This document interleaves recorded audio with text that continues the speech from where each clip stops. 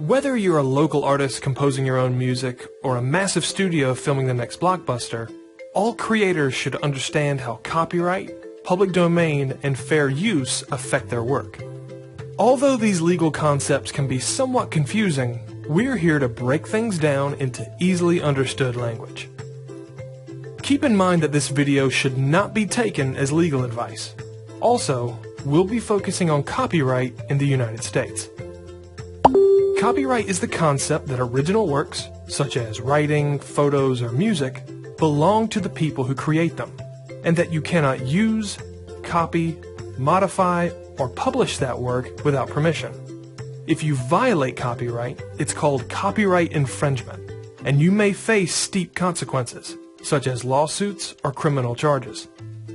The vast majority of movies, music, books, photos, and other types of popular media are protected by copyright. Generally, those copyrights last for the lifetime of the creator, plus 70 years after their death. However, the duration of a copyright can vary due to its publication date and ever-changing copyright laws. When a work has no copyright protection, it enters the public domain.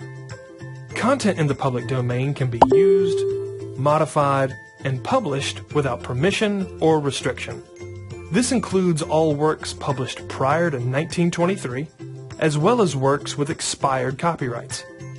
Creators can also place their content in the public domain if they desire.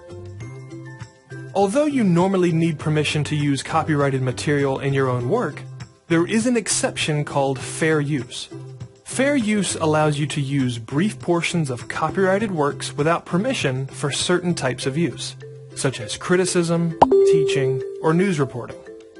However, fair use can get tricky. For instance, you may not be able to claim fair use if you use the copyrighted work for a commercial purpose or take too much of it. When in doubt, always respect the creator's copyright and use as much of your own material as possible to avoid issues.